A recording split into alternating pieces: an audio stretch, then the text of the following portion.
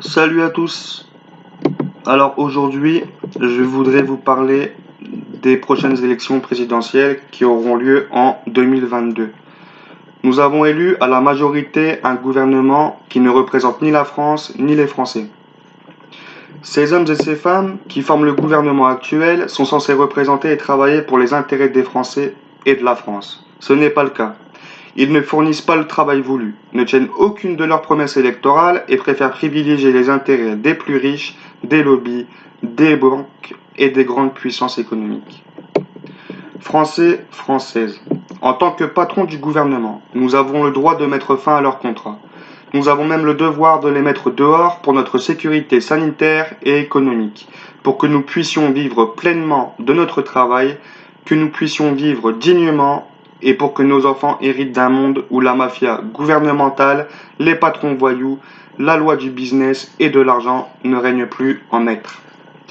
Les crises des gilets jaunes, les manifestations des agriculteurs, des soignants, bref, de toute la France ne changent rien à leur politique, bien au contraire. La France n'a jamais été autant en souffrance, n'a jamais été autant à feu et à sang. Les Français n'ont jamais autant manifesté, n'ont jamais autant crié leur ras-le-bol depuis que le gouvernement Macron est à pied d'œuvre.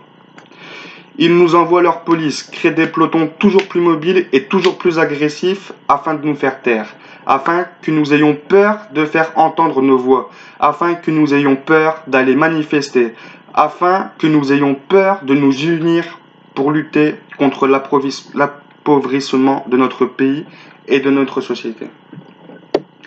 Combien d'hommes et de femmes venus pacifiquement crier leur ras-le-bol ont été gazés, frappés, matraqués, poussés, insultés, ou pire encore, perdu un œil ou grièvement blessés. Combien de personnes de mon entourage n'ont pas pu profiter pleinement de leur retraite car soit ils ont été usés par leur travail, ou soit malheureusement parce qu'ils sont morts après quelques mois de leur prise de repos, ou encore parce que ces retraités sont obligés de continuer à travailler car le montant de leur retraite ne suffit pas à subvenir à leurs besoins. Combien de familles ne peuvent pas prendre le risque de perdre une journée de salaire pour aller dans la rue crier leur désarroi et leur mécontentement? Parce que 50 € de moins, c'est peut-être une semaine de nourriture en moins pour eux et pour leurs enfants, parce qu'ils ne peuvent rien faire à part baisser la tête et encaisser. Et comme si tout ça ne suffisait pas, ils nous privent maintenant de nos libertés en prétextant une crise sanitaire et économique. Pire encore, même quand la majorité de ce gouvernement n'est pas d'accord avec les réformes qu'ils veulent faire passer, et n'arrivent donc pas à faire voter leurs lois liberticides et suicidaires, ils forcent le passage en sortant de leur chapeau l'article 49.3, méprisant donc la voix des Français, bafouant le vote démocratique et ignorant ainsi tout vote contraire à leur idéologie. Vous l'aurez donc bien compris, nous ne sommes plus en démocratie. La monarchie règne d'une main de maître. Mais le peuple de France n'est pas dupe. Cela se ressent dans les urnes. L'abstention n'a jamais été aussi élevée dans notre pays. Les Français ne s'intéressent plus aux hommes politiques qui de toute façon sont pour la plupart d'entre eux impliqués dans des histoires de trafic d'influence, de détournement de fonds publics, d'emplois fictifs, de cumul des mandats, de conflits d'intérêts, de fraude fiscale, et j'en passe. Pourquoi faire confiance à des gens qui enfreignent les lois qu'ils votent? Parce que pour eux, il y a deux sortes de justice. Il y a l'avocat qui connaît bien les lois et l'avocat qui connaît bien le juge. Ils ont les moyens de se payer ces avocats-là, ils ont donc les moyens d'acheter leur propre justice. Mais ne pas aller dans les urnes les arrange. Moins il y a de votes, et plus ils ont de chances de se faire réélire ou de faire élire leurs amis, afin de garder le contrôle de la population, de continuer à nous manipuler, de nous exploiter, d'enrichir les plus riches et d'appauvrir les plus pauvres.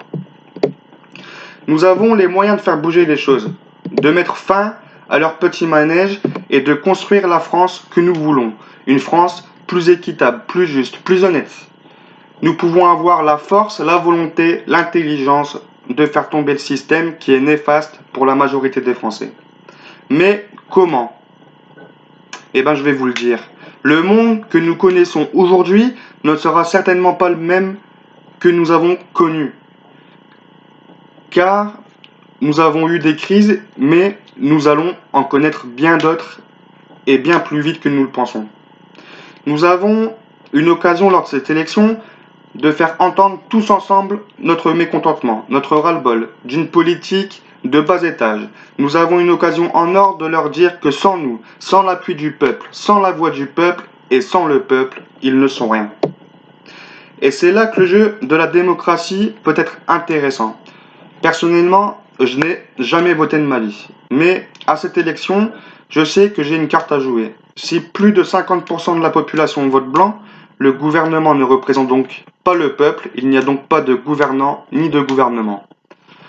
Nous aurons alors un poids sur ces personnes qui gouvernent et qui mentent. Voilà ce qu'est un gouvernement, des personnes qui mentent pour mieux nous manipuler et qui nous gouvernent pour mieux nous contrôler. Si quelqu'un est élu avec 40% des votes, dont 60% de votes blancs, ne peut pas représenter son peuple et aura beaucoup moins de poids que s'il est élu avec 60% des voix, mais avec une abstention record.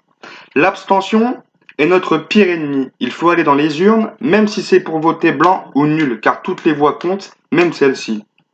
Nous aurons alors notre mot à dire.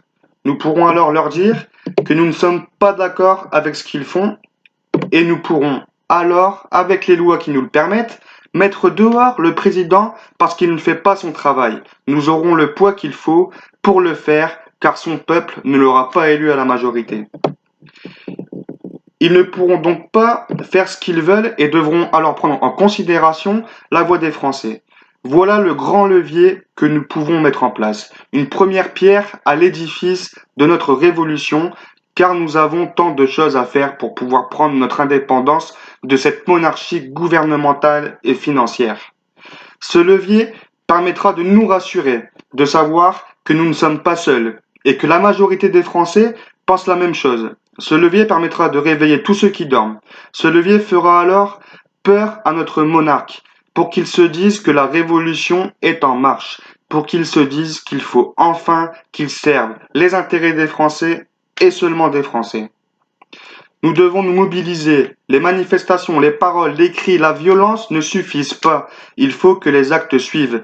Et cette élection peut être, si nous le voulons vraiment, si nous voulons faire bouger les choses, dans notre sens, être un grand signe qui marquera l'histoire, qui marquera le début du soulèvement du peuple. Nous pourrons ensuite, avec la majorité des Français, contrecarrer leurs plans et mettre en place notre propre système. Je vous le répète, ce n'est que le premier levier de notre indépendance, mais nous pouvons faire beaucoup plus, voire beaucoup plus grand avec les bonnes volontés et les bonnes idées de tous et de toutes.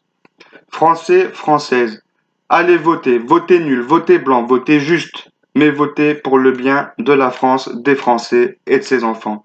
Peu importe qui sera élu. S'il n'est pas élu avec la majorité des voix, alors il ne peut nous représenter.